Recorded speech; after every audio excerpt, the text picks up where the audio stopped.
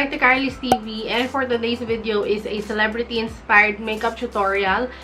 Meron kasi yesterday na nag-comment sa isang photo ko sa Instagram at sabi niya, MOIRA. And then, pag-check ko, okay, may resemblance ba? So, pwede, maari because chubby cheeks. Pero si MOIRA is sexy na chubby. Pero ako ay mataba po talaga. Super love ko si MOIRA. Lalo na yung pagkanta niya, para siyang anghel. Alam mo yung pag gusto mong mag-senti, pakinggan mo yung boses niya, talagang senti Sabado ang peg. And then, tinignan ko yung Instagram ni MOIRA. And to be honest, very simple lang lagi ng mga makeup niya. And nung pag-check ko, nung kayang feed mismo, wala masyado yung parang mga selfies, Instagram feed yung kanya, medyo ganun. Hindi naman sa wala masyadong selfies, pero wala yung parang close-up na ipapakita niya yung makeup niya.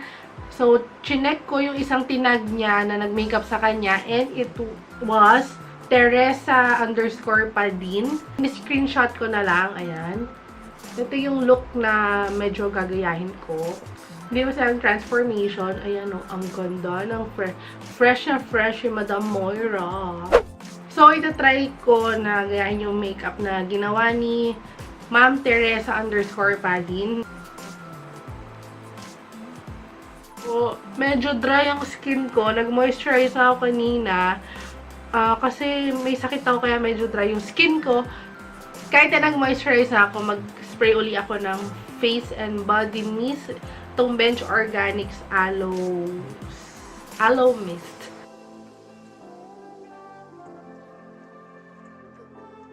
Kasi promise, kailangan ng hydration ng skin ko. So, for my primer, I'll be using Karenliz Blur Stick para ma-blur out naman itong mga sumpa ng kahapon. So, diretso na lang tayo. So, mag-eyeshadow ako. So, yan na rin yung ating eyeshadow primer. Bahala na mamaya. So, hindi ko to pinractice yung look na to. Ang favorite ko na kanta ni MOIRA ay yung Malaya. Kasi hindi ko kabisado. Gusto ko lang pakinggan, ang hirap ba? Hindi kasi maganda boses ko. For the foundation, gagamitin ko naman is Maybelline Fit Me in the shade 220. Sprayan ko lang na onti itong sponge. Medyo ano pa siya, medyo damp. Kasi kakalinis ko lang sa kanya no isang araw.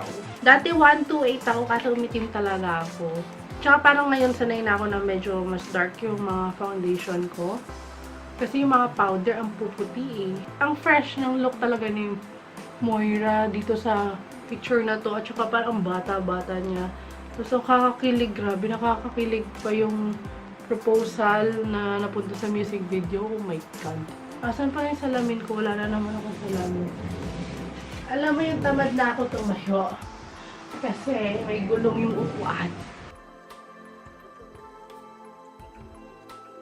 Hindi pa kasi ako nakakabili ng monitor para dito. Kaya nakatingin pa ako sa taas. Sabi kasi ni Allo, regaluhan niya daw ako sa birthday ko sa November ng monitor. So magtyaga-tyaga tayo. Malapit naman na ang Burr months. Napagtyagaan ko naman na ng 1 year, ba't hindi tayo maghintay, di ba?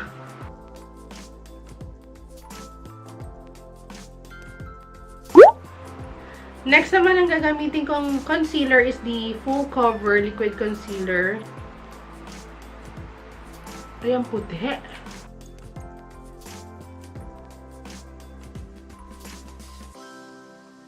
Oh, sobrang nakaka-brighten naman ng concealer. Yung look niya na to, walang highlight na parang shining, shimmering na highlight. Very fresh ng look talaga, promise. So, okay na rin tong concealer kasi na-brighten up niya yung aking haggard dahil may sakit na nga ako. Wow, parang super nag-lift yung aking fez. Naglalagay ako ng concealer dito. May Maybelline Fit Me in the shade Sand, yung mga may redness. Mga drugstore lang kasi yung mga base makeup ko. Karamihan naman ang makeup ko drugstore kasi at the end of the day, tatanggalin mo ang makeup. Parang nakakainayang kasi pag gumagamit ng napakamahal. Eh, may quality naman itong mga drugstore na to. So, pwede, diba? Kaysa naman sobrang gastos. Magastos na nga mabumili ng drugstore eh. Dahil medyo nagmamahal din sila, no? Next, for the powder. Actually, parang powder foundation. This is the Sassy Colors 2-Way Foundation in the shade Natural. Ngayon ko pa lang siya gagamitin. And ngayon ko lang nga din siya binuksan. So, ayan, meron pa siyang compartment sa ilalim, yung sponge. Pero hindi ko naman gagamitin yung sponge muna. So, I'll be using this dense brush na parang buffing brush ng Antuts. Ang ganda ng color niya kasi very yellow undertone. Ang ganda ng finish ng powder. Feel ko tama lang siya sa skin tone ko. Hindi naman siya dark na dark. Pero maganda siya for Pinay skin tone na ganyan o natural kasi medyo dark siya. Ang ganda ng finish ng powder. Oh my god. Dapat separate review.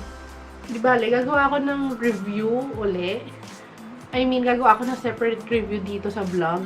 So, let's go with the brows. Nakita ko yung kilay niya. Pakita ko sa inyo yung kilay niya. Ang linis! Walang... yung kilay ko pa naman ang gulo-gulo. Iba-brush ko nga muna.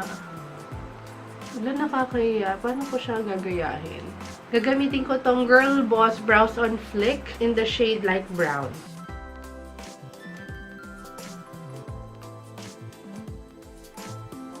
Ayusin ko yan na medyo gumulo. Lilinisin ko with concealer kasi nila gumulo siya, promise. Hindi ko kaya ma-achieve yung ganong kilay dahil hindi nga maganda ang kilay ko. Sinubukan ko lang pero sorry, I failed. Ano ba naman klaseng tutorial to? May pagkakamali. Tapos sa upper portion, nag-powder pa naman na ako. Lagyan ko ng foundation na ginamit ko kanina na Maybelline. Yung sa baba, ang lagi kong pinanglilinis, yung sa baba na part, laging naturaktor. Since Brows on Flick naman to ginamit ko, na-hold niya pataas yung kilay kasi parang may wax. So, ito, iangat na lang natin ng ganyan para mukhang pagmataas. Tapos, lalagyan ko ng brow powder para mag-set naman in place yung kilay. And I'm using siya wheel. Kasi hindi kumukulay nga yung iba kasi sa skin siya mismo. Yun lang yung ayaw ko dito sa Brows on Flick. Kahit na-hold niya talaga yung kilay ng pang matagalan. Kapag sa skin, hindi siya masyado pigmented. Anyway, may review naman ako nito. So, check nyo na lang. So, ganito lang talaga ang achieve ng kilay ko. Full brows. Hindi niya kaya yung parang may paangat effect. So, hanggang ganyan lang po tayo. So, next is eyeshadow. Actually, very simple lang din ang eyeshadow niya. Gagamitin ko yung Emancipation or You Can Be Eyeshadow Palette. Kaya ko pa lang to gagamitin. Ito yung itsura ng loob niya. So, may brush na kasama. In fairness, magagamit naman yung brush. Ang gagamitin kong brush ay Anklutz Rounded Blender E04.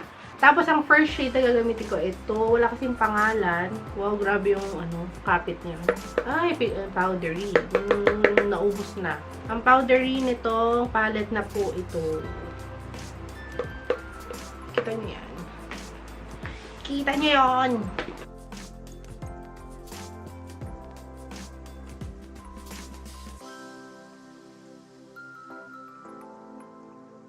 So, after the transition color, hindi naman siya naka-ano din sa ilalim, pero lalagyan ko onte.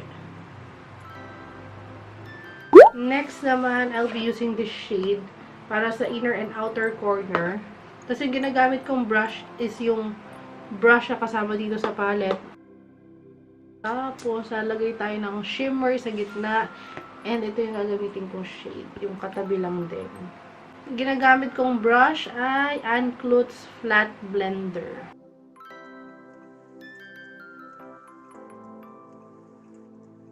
Tapos, ganun din, ilalagay ko na rin siya dito sa ating brow bone area para may highlight. Aray ko, sumasakit yung ulo ko. Tapos na, hindi, joke lang. Then, ilaline ko yung eyes ko, pero very thin lang, parang, pagpapatungan lang ng lashes. Kasi wala naman siyang wing line.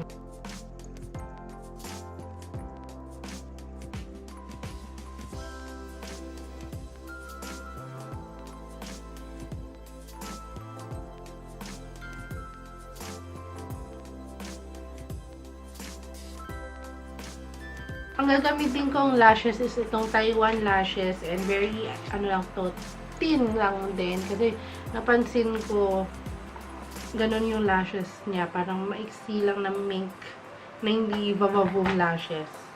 So, ganun din gagamitin natin. Pero ilalagay ko lang to off camera. Next, lalagyan ko naman ng white yung aking waterline. Kahit anong white eyeliner nyo na dyan, kahit anong product, basta white. Then, kumuha ko ng brown na eyeliner. Etude House din. Yan. Huwag naman black kasi masyadong matapang.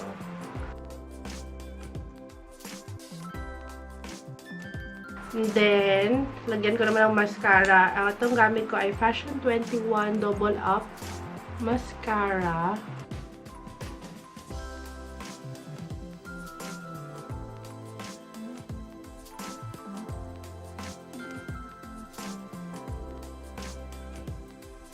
Next naman, contour. I'll be using this BYS contouring palette.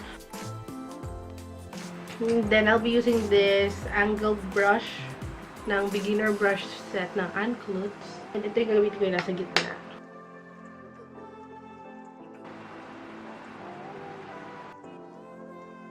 Wala siyang gantong hikaw. Ang arte ko lang kasi mga bago kong biling hikaw. Tapos sa ilong, gamit ko is Anklutz din na brush ulit. Ano ba tawag dito? Kalimutan ko na. Kasi wala, ito kasi yung brush, yung beginner brush set. Wala yung names, diba? Hindi kagaya nung sa bago na essentials na nandun yung mga tawag sa brushes. Ito ay parang tapered brush. Next is, syempre, blush. So, itong gagamitin ko yung Natural Organics na blush palette. Ito ang gagamitin ko yung malaking powder brush. Ayan, tama. Tama yung nakuha kong shade. Parang ganyan lang yung blush niya. At tumigil ang mundo. Wala, hindi talaga. Titigil talaga kayong manood eh. Tapos parang may onting highlight din pala. Pag tinitignan ko mabuti. Pero very, very parang simpleng highlight lang.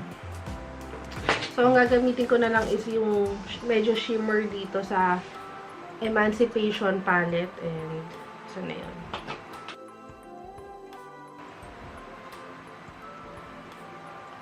Dito ko nilagay kasi nandito yung highlight niya eh. At saka very light lang. For the lips, gagamitin ko ay dalawang lipstick.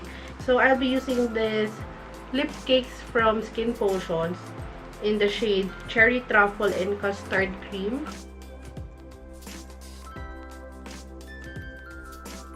Then, next naman is yung Cherry Truffle.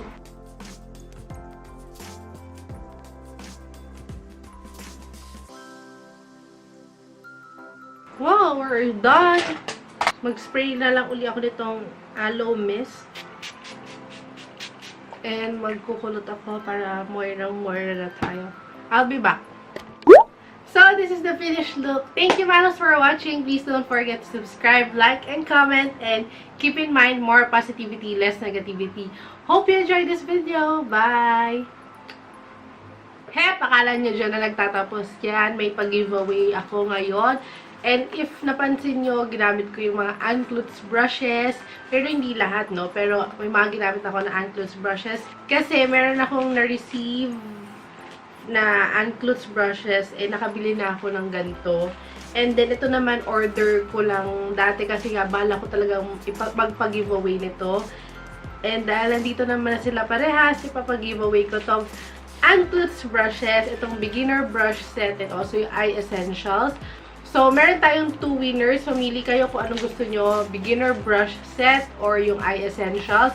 This is option A and then option B. Ang mechanics ay, syempre, must be a subscriber to my channel. Click nyo yung subscribe button sa baba. And then, also, click the notification bell button beside the subscribe button para notified kayo sa new uploads. And then, you must like this video and then share this video on your Facebook, make sure that your account is public para makikita ko talaga kung na-share nyo. And next, comment kayo sa baba your name, your Facebook name, and also a question para sa susunod kong Q&A. And also your choice kung anong brush set ang gusto mo. Option A or option B. So, yan. Very easy. So, thank you!